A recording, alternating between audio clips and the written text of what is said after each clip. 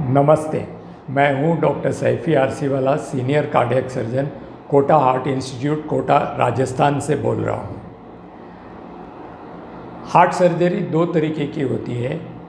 कई लोगों को वाल्व की ज़रूरत पड़ती है, वाल्व बदलने की, उसे वाल्व सर्जरी कहते हैं। और कई लोगों को नाड़ियों की बीमारी रहती है जिनमें हम बाईपास सर्जरी करते हैं। कई बार आपने सुना होगा कि डॉक्टर कहता है कि आपका मरीज़ हाई रिस्क है, यानी कि हार्ट सर्जरी में करने में इस मरीज़ को ज़्यादा रिस्क है। तो आज हम इस वीडियो में देखेंगे कि कौन से मरीज़ ऐसे होते हैं जिनको अगर हम हार्ट सर्जरी करते हैं तो वो हाई रिस्क कहलाते हैं। यानी चाहे मरीज़ वाल्व का हो, चाहे बाईपास सर्जरी का हो, कोई भी हार्ट सर्जरी के लिए मरीज़ है, उनमें 4 कारणों में के कारण वो हाई रिस्क मरीज़ कहला सकता है। पहला कारण है कि अगर आपका हार्ट फंक्शन कमज़ोर हो, यानी कि हार्ट कमज़ोर हो, जिसे हम EF कहते हैं। अगर आपका EF कम हो तो आपकी रिस्क हार्ट सर्जरी की ज़्यादा होती है। आम तौर पर अगर आपका हार्ट फंक्शन 30% से कम है, यानी कि EF 30% से कम है, तो हम सर्जरी एडवाइस नहीं करते इन मरीज़ों में, और कुछ दवाई देके हम कोशिश करते हैं कि हार्ट का फंक्शन पहले इम्प्रूव हो और उसके बाद हम सर्जरी करें।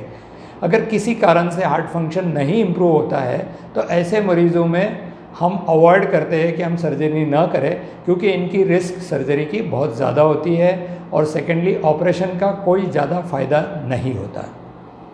दूसरा फैक्टर है ओल्ड एज, यानी कि वृद्ध अवस्था।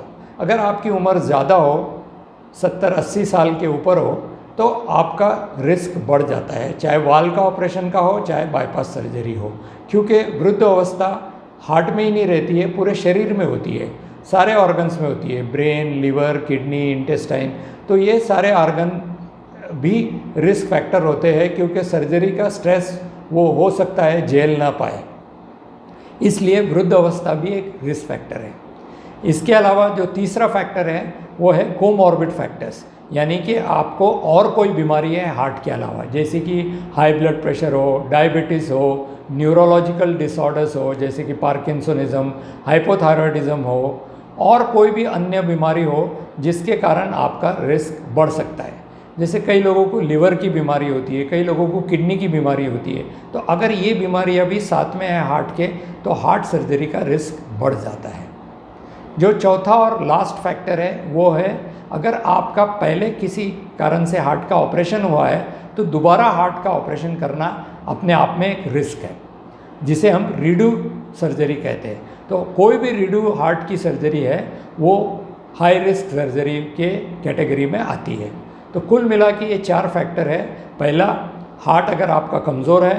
दूसरा, अगर आपकी उम्र ज़्यादा है, यानी कि वृद्ध अवस्था में। तीसरा, अगर आपको कोमॉर्बिड फैक्टर है, यानी कि हार्ट के अलावा और कोई बीमारियां हैं, जैसे डायबिटीज़, हाइपोथायरॉयडिज्म, किडनी की बीमारी, लिवर की बीमारी। और चौथा है रीडू सर्जरी, यानी कि अगर आपकी हार्ट की पहले सर्जरी हो चुकी हो। अगर आप वाल्व के पेशेंट हो तो वाल्व के कौन से ऐसे मरीज हैं जो हाई रिस्क कैटेगरी में आते हैं? अगर आपको सिंगल वाल्व की बीमारी है तो आपका रिस्क कम है। अगर आपको डबल वाल्व की बीमारी, यानी एक वाल्व से ज़्यादा की बीमारी है, तो आपका रिस्क बढ़ जाता है। तो पहला, अगर आपको एक वाल्व से ज़्यादा वाल्व लगते हैं तो आपका रिस्क हाई हो जाता है। दूसरा, अगर आपको ट्राइकस्पिड वाल्व डिजीज़ है किसी भी कारण से, चाहे ट्राइकस्पिड लीकेज हो, चाहे ट्राइकस्पिड स्टेनोसिस हो, ये माइट्रल वाल्व डिजीज़ के साथ कॉमन होता है। और अगर आपको ट्राइकस्पिड वाल्व डिजीज़ भी है तो आपका रिस्क सर्जरी का बढ़ जाता है। तीसरा कारण है, अगर आपका हार्ट इरेगुलर चल रहा हो। बहुत सारे वाल्व के मरीज़ होते हैं, उनका हार्ट रेट इरेगुलर रहता है, उनका हार्ट का रिदम। अगर आपका हार्ट इरेगुलर चल रहा हो तो आपका हार्ट का रिस्क, सर्जरी का रिस्क बढ़ जाता है। इसके अलावा जो पहले 4 कारण हैं वो तो है ही, जैसे कि वृद्ध अवस्था, रीडू सर्जरी, हार्ट फंक्शन कमज़ोर होना और कोई कोमॉर्बिड फैक्टर होना। इसके साथ साथ ये सारी चीज़ें अपने वाल्व सर्जरी के भी रिस्क बढ़ा देते हैं। इसी तरीके से बाईपास सर्जरी के भी कुछ फैक्टर्स होते हैं जो हाई रिस्क कैटेगरी में आते हैं।